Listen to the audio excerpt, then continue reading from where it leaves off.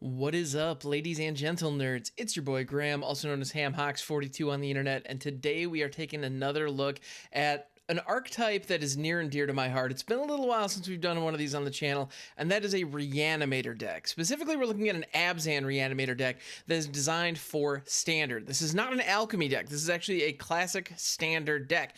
That said, you can modify it for Alchemy pretty consistently or pretty easily. Or frankly, just run it out in Alchemy because there aren't any of the modified cards in it, so that's handy. Now, a good Reanimator strategy needs three things. We need threats that are worth reanimating. We need reanimation spells, some way to actually reanimate them, of course. And then, potentially most importantly of all, now we need all three things in order for this to fire.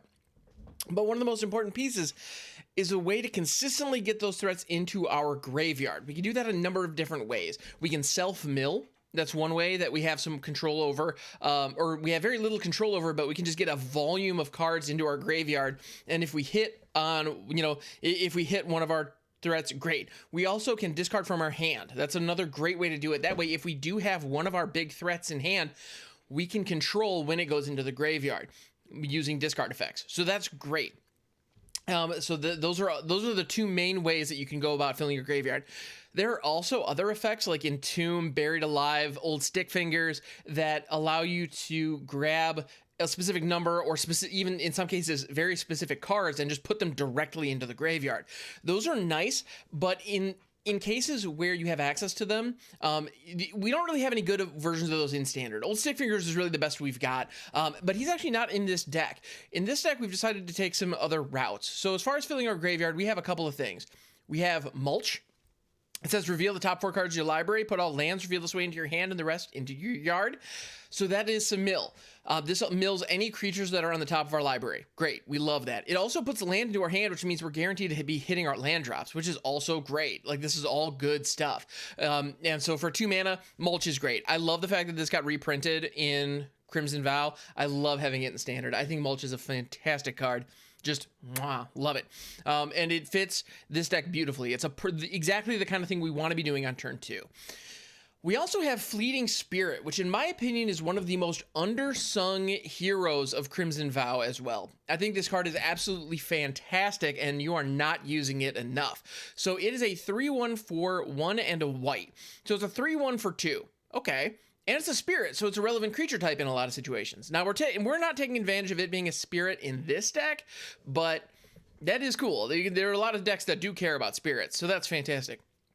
You can pay 1 white, exile 3 cards from your graveyard. Fleeting Spirit gains first strike until end of turn. That's relevant. A 3/1 first striker is infinitely better than a vanilla 3/1. So the fact that it can situationally gain first strike is incredibly relevant. Being able to trade up with 3 toughness creatures is a big deal. Or being able to block 3 toughness creatures without dying is huge. That actually can go a very long way. So that's an answer to, say, Werewolf Pack Leader, or Luminarch Aspirant, swinging in on turn 2, or all of a sudden we have that reference. Now that's if we are able to fill the yard. Otherwise it would be replacing it. Well, but that's all fine and good. But the best part about Fleeting Spirit, the main reason it's in this deck and the main reason I adore it so much, and why I think if you are a Reanimator player, give this card another look. It says discard a card, exile Fleeting Spirit, return it to the battlefield under its owner's control at the beginning of the next end step. That allows Fleeting Spirit to protect itself from board wipes, from spot removal, from combat damage that would otherwise be lethal if it's in a blocking situation, or if your opponent has a combat trick on the attack. So if you swing into a 2/2 and they buff it up to a 5/5, all of a sudden you can say, whoop, didn't mean to do that. Discard a card, blink the Fleeting Spirit, it comes back to the end of turn. What's far more likely to happen is your opponent's going to throw a Meat Hook Massacre on 1, thinking, finally, I get to get rid of that darn Fleeting Spirit, and then you just blink it out, and Meat Hook resolves, and then Fleeting Spirit comes back at the end of turn. Beautiful. This little guy is incredibly resilient, and most importantly of all, by having the cost be to discard a card, we're able to discard our threats into our yard. And so it helps fill our graveyard. It protects itself, is 3 power that hits the board on turn 2. So all of a sudden you have this deck has an early aggressive strategy to go up against control that can apply very real pressure. It's not uncommon in a game for Fleeting Spirit to amass 9 or even 12 damage before your opponent has an answer to it, especially if you're going up against a slower controlling deck, because it gets down before they're able to get their counterspells online. And then your opponent is going to try to use a Fading Hope, a Divide by Zero, an Infernal Grasp, some kind of spot removal to get rid of this darn thing, and then you just blink it out. It's almost impossible to deal with. I love Fleeting Spirit. I could gush about this card all day. And maybe I should record a podcast about it so I can gush about it for a full 10 minutes instead of doing that right here, right now, in the middle of this deck tech. So that's Fleeting Spirit. This card's great. Love it. Put it in your deck. We also have Fateful Absence. This is a clean spot removal. It is 1 and a white, and it can destroy a creature or a planeswalker. The reason that we have Fateful Absence over cards like Baleful Mastery and the reason that we have it over Baleful Mastery and Infernal Grasp is because it's capable of hitting both creatures and planeswalkers, which Baleful Mastery is as well, but Infernal Grasp is not. However, Baleful Mastery, if you spend 2 mana on it, your opponent draws a card. I don't love that. I don't want them drawing cards. Now, you may think, wait a minute, they get to investigate. They get to create a clue token. Isn't that the same as drawing a card? Absolutely not. By creating the clue token, you do give them the opportunity to draw a card later in the game if they have mana lying around, but a lot of the times they don't. And if our game plan is successful and we are explosive enough in mobilizing a threat that is much, much bigger than it has any right to be earlier in the game, then they're not going to have an opportunity to crack that clue token. And if they do crack that clue token, that's mana that's not going into removal. That's mana that's not going into board wipes. That's mana that's not going into energy that can actually counter our threats. So I'm not too worried about that. The Investigate is a very minimal cost for Fateful Absence. So I think it fits nicely in this deck. We also have Path of Peril. The reason for Path of Peril is because we were talking about what you do when you go up against control. Well, aggro is also a thing. It's actually very popular right now. We have a lot of threats out there and a lot of token generators. And so right now we have a Seeker's Chariot, we have Renin 7, we have Werewolf Pack Leader, we have Luminarch Aspirant, as I previously mentioned. We have most of the white deck, frankly. There's Sun Gold Sentinel, Usher of the Fallen, there's the Hound, there's the Hopeful Initiate, there's all kinds of stuff that, Stonebind is Familiar, that's the Hound's name. There's all kinds of low, cheap creatures that are trying to mobilize in the early game and really establish dominance before we're able to set up. In that case, a 3-mana board wipe that can hit a large number of them is great. Being able to take out 2 or 3 things. I mean, worst case scenario, it's a 1-for-1. If we play Path of Peril, we kill the thing. That's not actually true. Absolute worst case scenario, we aren't going up against aggro and it's a dead card in our hand, in which case we discard it to Fleeting Spirit to keep it alive for a little bit and we move on from there. If we're going up against aggro, a lot of times this can be a 2-for-1, 3-for-1, even a 4-for-1 pretty consistently, all for 3 mana, which is great. We love that. So Path of Peril is great in that regard. And if it's late in the game and we have access to 6 mana, we can actually blow up the entire board and start from scratch, which is great. Meaningfully too, it's a destroy effect. It is not an exile effect. By it being a destroy effect, it means that if we do destroy some of our big threats, they go to our graveyard. What can we do when they're in our graveyard? We get to reanimate them again. It's great. Our creatures just don't stay dead. So us hitting a 6 mana destroy all creatures effect, that's okay. We can live with that. This deck can bounce back from a board wipe a lot more easily than others. And I'm going to show you a couple of tricks on how to do that.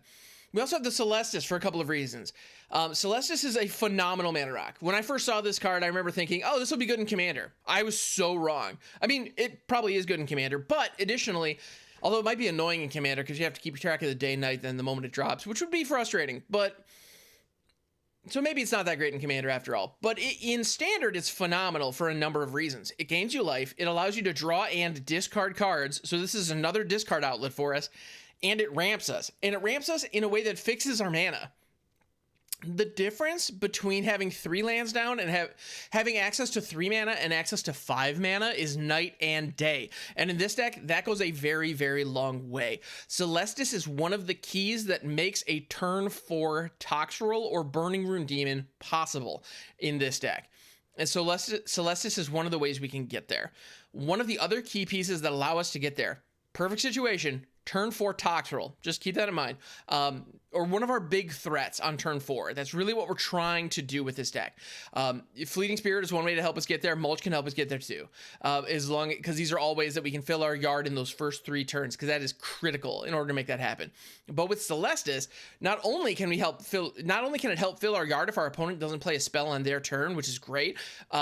But it also gives us that bump from 3 mana to 5 mana. So we play it out on turn 3, we hit our turn 4 land drop, we now have 5 mana. Boom. And what can we do with that 5 mana, you ask? Oh, we can do a couple of things. For one of which is Diagraph Rebirth. Return target creature card from your graveyard to the battlefield for 5. Boom. It does exactly what we want it to do.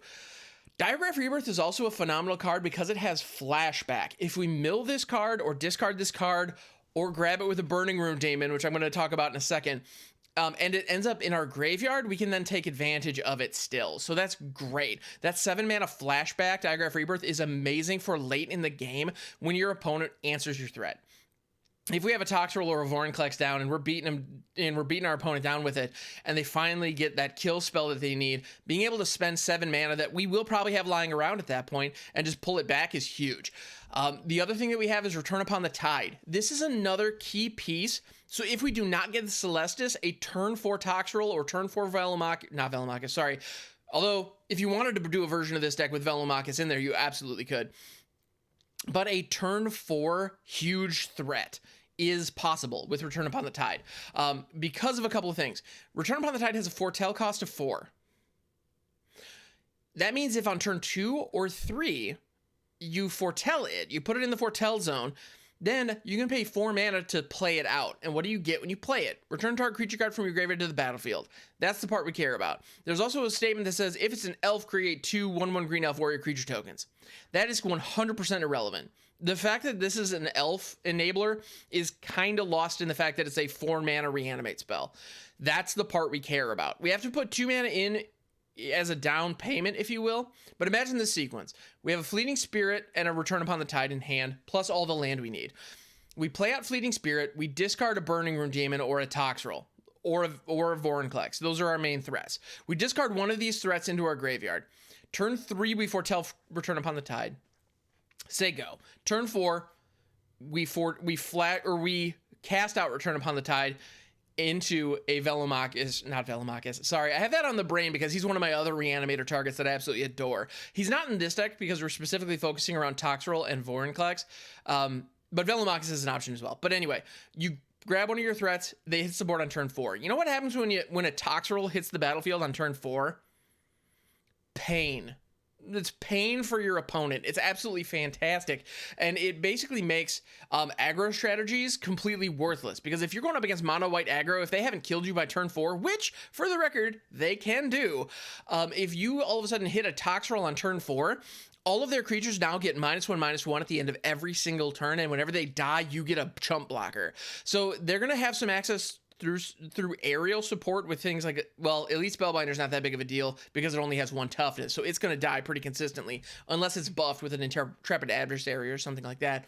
But unless they throw a Maul of the Skyclaves on Adeline or something like that, you're probably good to go. It's truly fantastic. So that's Return Upon the Tide. The card is great. It works beautifully. I highly recommend you check it out again in your Reanimator packages. Now, here's the cool part. This bottom package that we've talked about so far with Fateful Absence, specifically Fleeting Spirit, Mulch, Celestus, Return Upon the Tide, and Diagraph Rebirth, any deck that is in Abzan colors or has access to Abzan colors has access to this package. You also could replace Fleeting Spirit with cards like Old Stickfingers or old Rutstein as other ways to help fill your yard that don't require you to discard cards. Those are mill engines, so they're a little less consistent, with the exception of Old Stickfingers. Old Stickfingers is wildly consistent because he only mills creatures. So that is very cool and very useful. So you have those kinds of options, but in general, this package can be used with just about any threat you want. If you wanted to put in Velomachus, you can. If you want to put in Coma, you absolutely can. If you want to put in Hullbreaker Horror, go for it. Go nuts. Because let me tell you what, if you're playing a game and your opponent reanimates a Hullbreaker Horror on turn 4, which this deck is capable of, you're done. You're toast. You're donezo. There's nothing you can do with that. It's insane. So I tell you what, I've actually gone up against a Reanimator player who pulled off a turn 5 Hullbreaker Horror. It was backbreaking. There was nothing I could do. And that wasn't even the fastest it's possible to do. So I know some other people are running Reanimator out there, and I gotta say, hats off to my fellow necromancers. Y'all are amazing, and we're doing it, and the tools are here. The tools are here for explosive nonsense, and that's exactly what we're gonna be doing today. Now, why in the world did I pick the threats that I picked? If we have so many phenomenal options, why did I limit myself to Vorinclex, Toxrill, and Burning-Rune Demon? Well, for a couple of reasons. Burning-Rune Demon is a phenomenal card. I would highly recommend that you check out Burning-Rune Demon for all of your mid-range black needs or any of your Reanimator needs for a couple of reasons. But specifically, what it does is it produces, well, it's a 6/6 flying body for 6.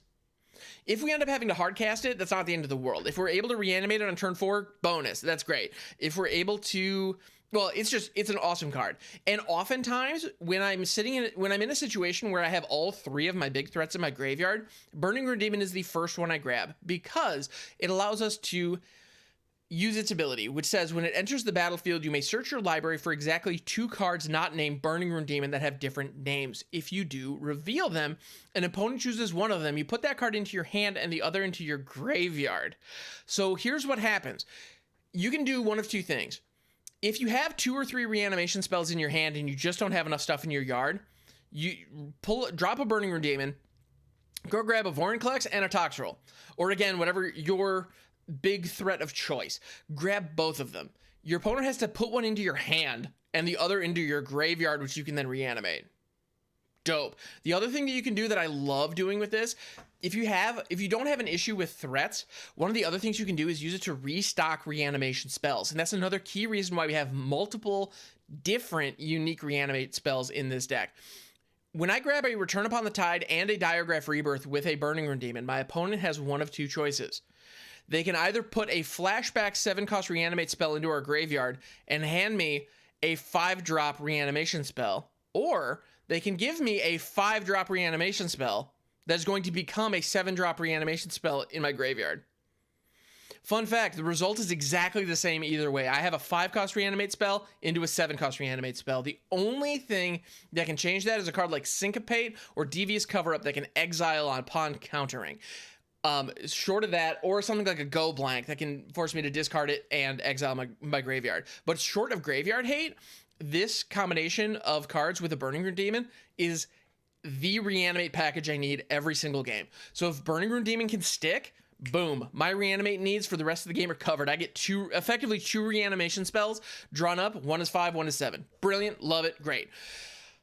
Vorinclex. You might be wondering, why the heck is Vorinclex in here? Well, for one, it's in our colors, so we can hardcast him out of our hand if we absolutely have to. The other thing is, it's Trample Haste 6/6. Big body Trample Haste. Goes a long way. It hits the field and it does its work. Additionally, Vorinclex has the ability to hose counter strategies that our opponents are running. So things like Luminarch Aspirant, Binding the Old Gods all of a sudden gets shut off. You know, there's a lot of very powerful effects. Planeswalkers get completely wrecked. So all of a sudden, creatures dying no longer puts counters on Lolth, for example. So that's all fantastic. Vorinclex is very, very powerful in that regard. But it also functions beautifully alongside Toxrill, because Toxrill is putting a slime counter on all creatures we don't control at the end of every turn. When Toxrill puts that slime counter, it gets -1/-1.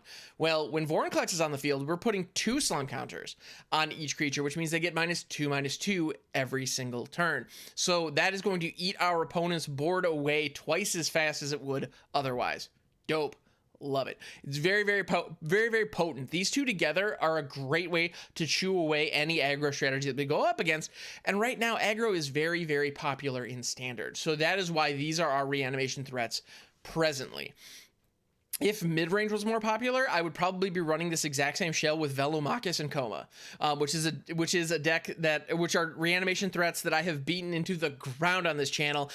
You can find older videos where I'm reanimating those 2 cards, because what they allow you to do is Velomachus can reanimate attack into a reanimation spell that can reanimate Coma. There's also no reason that we couldn't use Velomachus to reanimate Toxrill as well in the exact same way, which is great.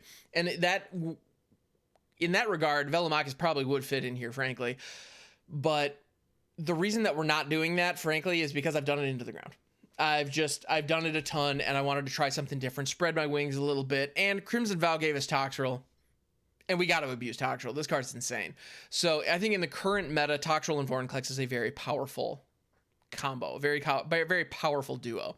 So that's the deck in a nutshell. One of the things you'll notice is we do not have access to blue mana. So if we do not get the Celestus down, we will not be able to activate Toxrill's ability of paying 1 blue and a black to sacrifice this slug to draw a card. So that is an opportunity that we're missing out on. However, I don't think we need it. I think we'll be okay.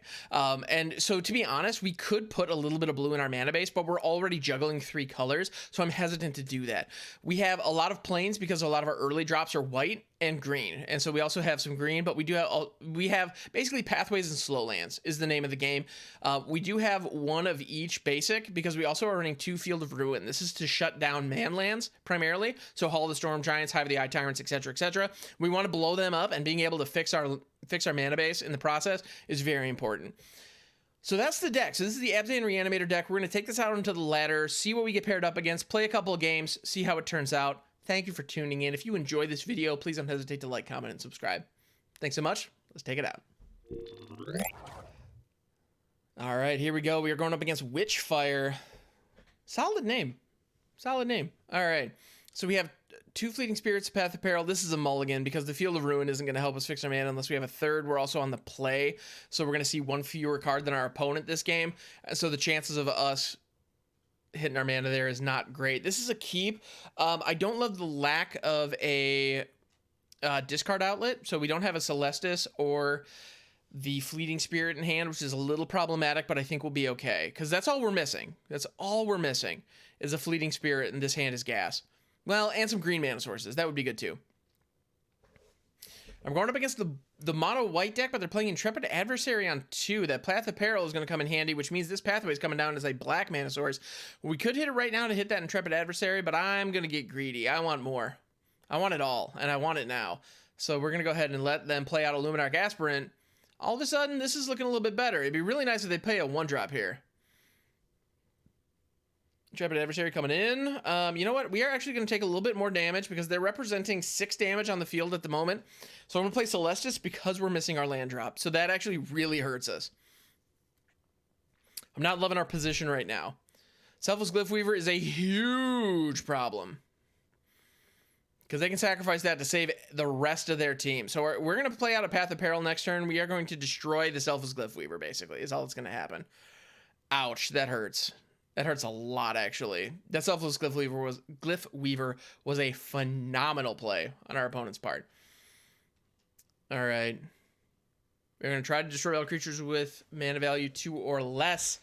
If they know what's good for them, they are not going to let that stand. Yep, sacrifice the Selfless Glyphweaver. Everybody gets indestructible. Now, that's the downside. Earlier in the deck tech, I was talking about the upside of it being a destroy effect with Path of Peril. That's the downside right there. The fact that you can destroy to keep things alive.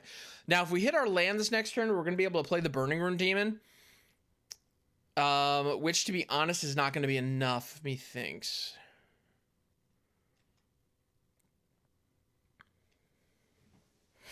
No, you know what we need to do? Actually, that's still not going to be enough as long as they attack with all. But I'm going to play out Vorinclex here. That way, it's going to turn off the Luminarch Aspirant. They can still attack with all here, and that is lethal. There's nothing we can do about it because they have 4 damage represented across 2 separate creatures. Well, they have 9 damage represented across 3 creatures. Never mind, they just buffed that up even more. All right, so this was an aggro matchup where they were able to pop off. We're going to prevent 6 of that damage, but 6 of it's coming through, so it's just not enough. Yeah, bummer, yo. Yeah, we had a little bit of a rough start. We weren't able to get to where we needed to go. It's all good. These things happen. All right, going up against Pato or Pato. All right, interesting name. Let's do it. Path of Peril, Celestus, and Toxrill. We're missing Reanimation. Celestus is an opportunity to help get Toxrill into the graveyard, so I'm not too worried about that. I'm hoping we get a second black mana source here soon. Otherwise, we're going to count on the Celestus to hit the Path of Peril should the need arise. Okay. Well, we now have all of our colors represented, but we only have 1 of each. So next turn, it is Celestus time. It'll be very interesting to see what our opponent plays out. Shambling Ghast. Okay, they're in the Blood Money package. Fair enough. Ooh, okay, all right. Return Upon the Tide. That could change things. All right, sweet. Now, if it switches to nighttime, we're going to get an opportunity to discard Toxrill and then reanimate our next turn with Return. I will be shocked if our opponent doesn't play anything, but they might want to keep up a Deadly Dispute. No, Kaya, Geist Hunter. That's a card I didn't expect to see today. Just because I didn't expect to see Kaya ever, frankly, if I'm honest. I think we foretell Return Upon the Tide. It is going to transition to nighttime when we pass, which is going to allow us to discard Toxie. Good old Toxie. Love that card. So good. Just so good. It's big. It's dumb. It's exactly what I want. And yes, I would love to draw a card. Ooh, Fleeting Spirit. What up, dog? Happy to see you. And so next turn we have the opportunity to play out Vorinclex straight from hand and attack into Kaya and potentially pull removal. Or we could return Toxrill Upon the Tide and establish potential board dominance. Now, they're sitting on 4 mana. They may also want to get rid of my Celestus, which will limit our options for next turn. But we could still grab Toxie out of the bin.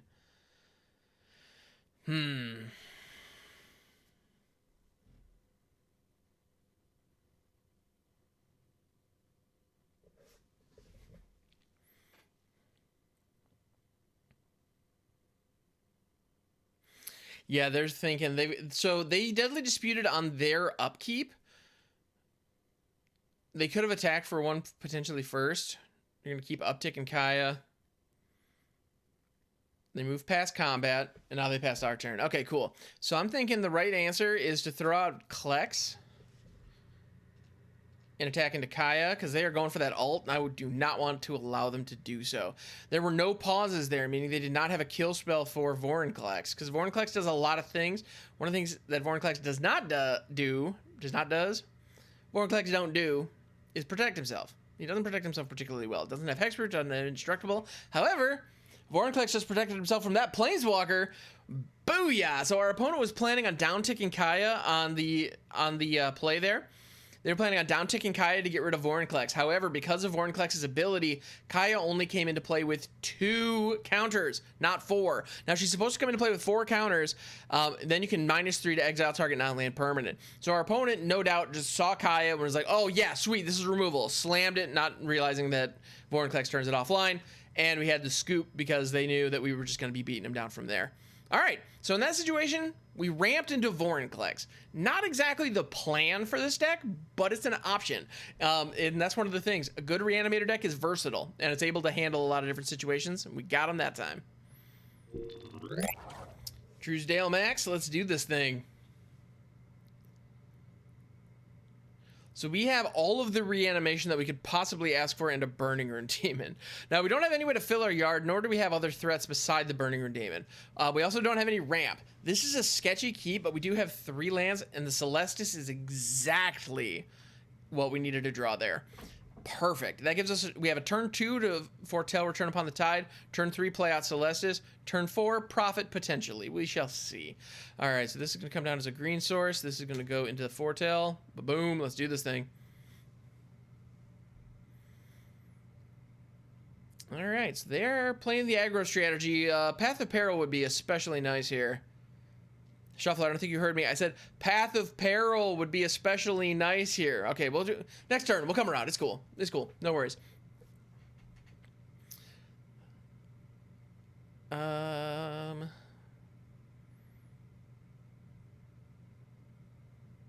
Wow. I'm kind of shocked and confused and amazed. I really am surprised that they didn't play anything there. Or that they didn't play anything on their turn, which allowed us to switch to nighttime, which means we have access to the Diagraph Rebirth to grab up the Burning-Rune Demon. And we have plenty of reanimation spells, so here's where we are going to take Vorinclex and Toxrill and let our opponent see, these are my threats. Which one would you like to place into my hand, and which one would you like to place into my graveyard? Spoiler warning, I'm not mad with whatever you decide. All right, and you put Vorinclex in my hand, not knowing I have another Vorinclex in hand, but I also have a Return Upon the Tide, another Diagraph Rebirth, and the Diagraph Rebirth in the graveyard with flashback. So, yeah. I'm sorry, opponent. This is about to get awkward. They have plenty of blood tokens, so that's something. They can definitely dig, or they can throw I mean, they may be setting up their own Reanimator strategy. They just don't have their threat right now, or at least it's not in the bin yet, which the blood token can help with. Bloody Betrayal on the Burning-Rune Demon. That's lethal. Wow, well played, opponent. I was gonna have you next turn completely, but no, that Bloody Betrayal did the job. I did not expect that today. Huge props to our opponent for playing a card that I certainly did not see coming. So Bloody Betrayal says you gain control of target creature until end of turn, untap that creature, gains haste, and then you create a blood token. So that gave them Xaxes. Huge kudos to our opponent for not necessarily, or for finding a different reaction, different way to finish it out. That was not a card I expected to see today. Threaten effects. There are two things that Reanimator decks fear. One is threaten effects like this, and the other are bounce. Bounce is awful for Reanimator, because if I jump through a bunch of hoops to put a 7-drop onto the field on turn 4, and then you bounce it back to my hand, I just got to start all over, and it's just a huge pain in the butt. And we just don't get any value. It's really rough. But yeah, this was excellent. I got to say, Truesdale Max, well played. Well played.